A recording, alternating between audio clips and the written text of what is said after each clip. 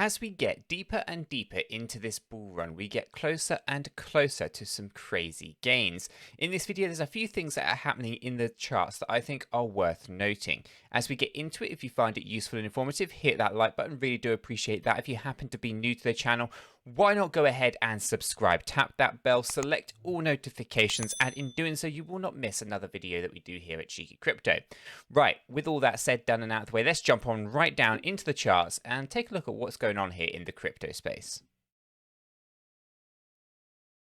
Okay guys, so we're going to start things off by just taking a look at the market leader that is Bitcoin. Now this is a very familiar chart for the channel. Hopefully you guys have already be relatively familiar with this. This is basically Bitstamp and taking a look at Bitcoin paired with USD. And what we can see here is basically 2013's bull run, 2017, and obviously the 2021 bull run. Now we dissected this down into lots of different areas, right? We obviously have time frames from peak to peak, the time frame from peak 1 to peak 2 for 2013. We obviously have the profits or the percentage gains from 2013, 2017, 2021 so far. We also have as well, you know, the time from the peak through to the bear market low, the time frames on that as well. And the reason that we use this is to kind of give us a bit of an idea is where do we anticipate the kind of peak of Bitcoin's bull run, you know, likely to be, and obviously, you know, the kind of percentage gains that are diminishing over time, right? Which is quite obvious when it comes to higher value assets like Bitcoin, right? So you're not going to get huge percentage gains from Bitcoin, right? This year we've seen 1,600%. In 2017 it was 5,400%, and you know, back in 2013 it was 24,000%, right? So it's important that we understand that you get diminished returns over time as these assets get more and more valuable. You know, so you don't get huge percentage gains, right? Nothing like let's say Cardano, ADA, which got 14,000, or VeChain that was I think it was 18,000, Harmony One 18,000. Anchor 34,000, and you know, Matic 42,000, for example, right? These are, you know, the portfolio builders are the altcoins, right? But if you want to store value, you're going to store it in something like Bitcoin, right? Because it's going to hold that value a little bit better. So it's important that we understand, you know, you get diminished returns over time, and also the time frames between the bull runs and all of those kind of good things, right? So, November 2013 was the peak of that bull run. 2017 peak was December. I would like to see the peak of the 2021 bull run in January. That'd make quite a nice, neat story to say that you kind of get that kind of progression over time. But again, you know, anyone can speculate on the time frames. If we actually take into consideration 1,470 days from the 2013 peak to the 2017 peak, and apply the same 1,470 days from the 2017 peak to a theoretical peak for 2021, it would be the 20th of December, right? But anyone can speculate on the time frames. Now, the main reason I like this chart is not just because we've dissected all the different timelines between peaks of bull runs and bear market lows and peak-to-peak scenarios, but we also can use the Gaussian channel. The Gaussian channel is a good indication of where we are in the cycle as well, and also shows us value. Okay, so ultimately we can see that during a bear market for us comes in once we actually drop into this Gaussian channel. The Gaussian channel, for those who do not know, is basically a glorified moving averages, right? But basically, when we drop into the Gaussian channel, we've always gone bearish, right? And when we stayed above the Gaussian channel, we've always been bullish. Okay, so it's important that we acknowledge that when we drop into the Gaussian channel, it basically triggers that bear market. Okay, it's confirmation of a bear market is how I like to look at it. When this Gaussian channel goes red, that is when we have the optimum time to actually go ahead and dollar cost average, because it's undervalued, which is always good to see. Right now we're above the Gaussian channel, so we're bullish, right? We're not bearish. We haven't gone inside the Gaussian channel. We've got a couple of close calls, but we didn't close inside on the weekly, which is good to see. And again, this is something similar that we've seen previously. You know, ultimately, as long as we don't close inside the Gaussian channel, we are good. But we are coming down. I think we are actually bottomed out on this latest correction, and I'll go through that in a moment as well. So when we actually take a look at, you know, the crypto space, the market leader that is Bitcoin, it's looking pretty good. It's looking bullish still, and of course, you know, the timelines are still pretty much intact in terms of what we were expecting. Right? Things are looking pretty good from those kind of perspectives. There's nothing really to worry about, right? So as we get into Bitcoin on a kind of normal kind of chart that we would look at outside of the time frame breakdowns, we actually have these 5 impulsive moves, right? And this is kind of the thing that we've been tracking pretty much most altcoins in the space. Basically, we like Elliott wave theory. And we like to count the waves, right? And specifically, the bull run is being made up of 5 waves. And this is on the bigger time frame. On the weekly, we can see wave 1, 2, 3, 4, and 5. Now, wave 1 looks a bit odd, right? Basically, the bull run started over here. This is basically at the latter part of 2019 going into 2020, only to actually see ourselves pull back when we had the pandemic. Now, the first part of this is very natural. This is what we would expecting for a wave 2 correction. And then we started to get our way out of here, only to be pulled back when the entire stock market, crypto markets, everything kind of crashed. That was March of 2020. I think a lot of people will be familiar with that.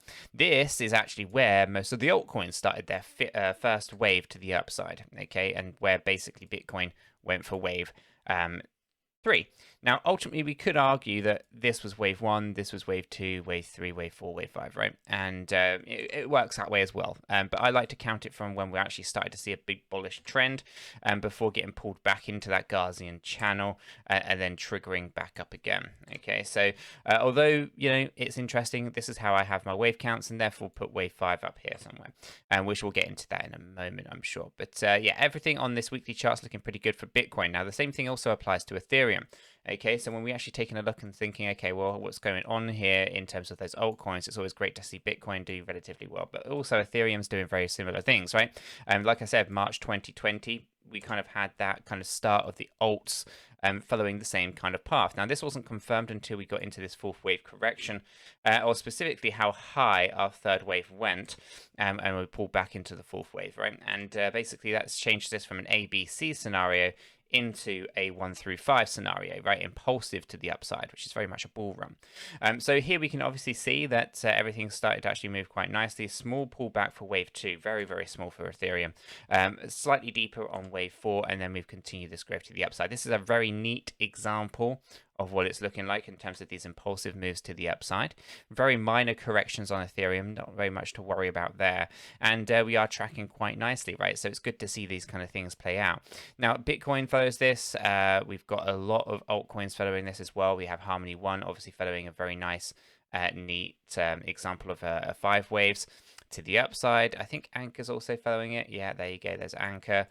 So it's always good to kind of get a good flavor of what's going on here. Now, when we actually jump back over to Bitcoin and we jump into the smaller time frames, this is where we start to see some of the more interesting moves, right?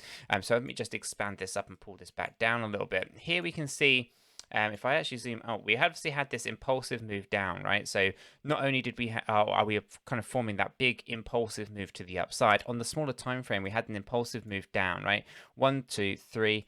Up for 4 and down for 5. Now, this 5th wave seems to have finished where it is, and then we started to see this impulsive move up. Now, what's really interesting about this is actually we can see there's an inverse head and shoulders. Now, I don't tend to use a lot of chart patterns like cup and handles, inverse head and shoulders, and various others. I'd like to do my wave counts, but you can see here how this head and shoulder pattern is also formed very nicely into the head and shoulders, into the kind of the wave counts as well, right?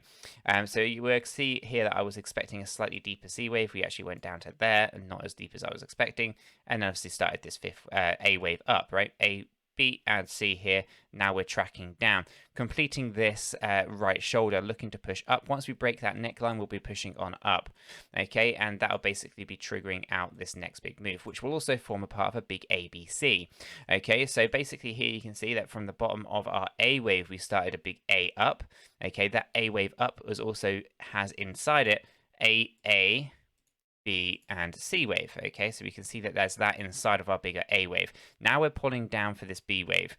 We are oversold. We are looking for a bounce to the upside. What's not very clear here is whether or not we've actually already had the B, or whether or not we are actually looking for a B wave up before a C wave down, okay? So there's a little bit of confusion going on here, specifically on this smaller time frame. Are we looking for a B wave up before a C wave down, before we can then get into this bigger C wave to the upside? It looks like that might be the case, or there's a real big micro change right in here where we had a B wave right up there. But then this C wave would be, in my opinion, an impulsive move down, allowing us to see a 1 through 5. I think we're still waiting for that B wave up. Okay, so if we actually pull that on here, I think we'll be looking for a B wave up with the potential to go up to about 50, maybe 56, 57K before pulling back down and resting somewhere nice and neatly around that 55K area before we actually get that big C wave push back to the upside where we're targeting out 61 to 63K. If we go to 63K, this is no longer just ABC scenario, but this is actually impulsive, right? So this becomes 1 through 5.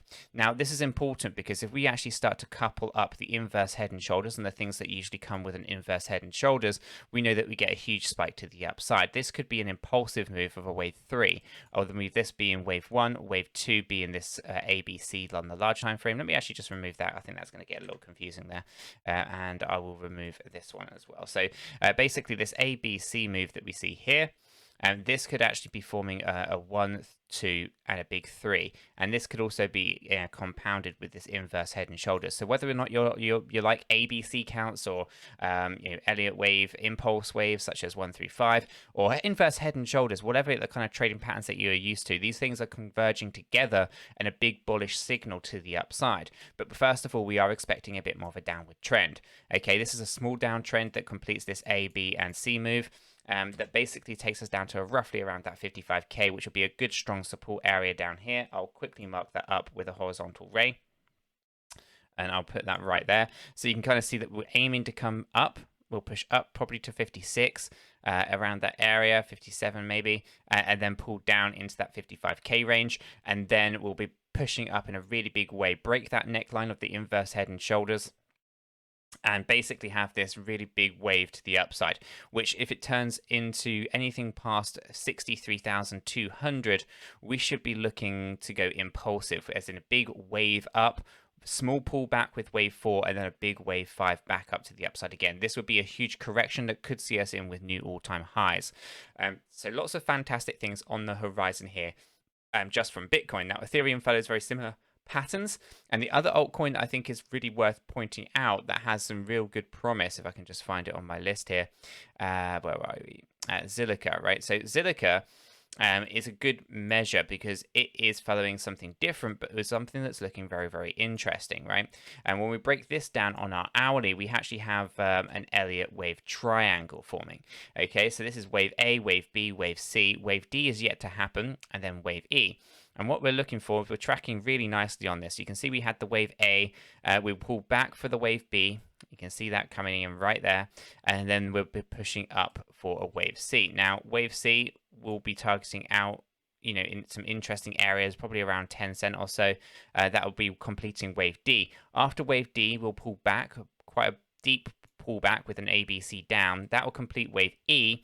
And then once wave E is completed, we'll have a parabolic move to the upside. The Elliott wave triangles are fantastic ways of making money because you can see them happening before they actually get there, right? So there's a buy-on opportunity down here that's just gone for wave C. We'll ride that up for wave D. Entirely up to you if you want to scrape those profits, sell at top of wave D, pull back down, and get back in on wave E before you go up. Now, this FC, we have some interesting targets associated with it.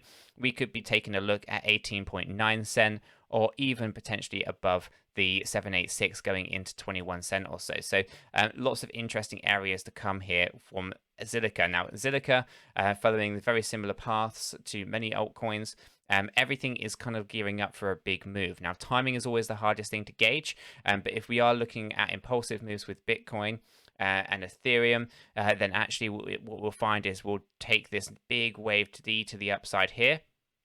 A wave E will basically be a correction wave within Bitcoin, probably a wave 4, and then that will lead into a big wave 5, big push to the upside where the altcoins really heat up. Now, timeline-wise, this is looking quite late, taking on how much time it's actually taken to get wave A, B, and C done. This could be the beginning of 2021, leaving wave D and E to basically complete during the month of December, right? So get that out of the way and then basically heat up 2021 with a really good year. So overall, everything is looking very, very good. I'll just move that. That was yesterday, but we are basically right in wave B right now. Okay, so everything's looking very, very good for the altcoin market, for Bitcoin, for Ethereum, and some good parabolic moves are due to occur. The bull run is still in full swing. The correction seems to have eased, and we seem to be eyeing up some really good technical moves on the charts.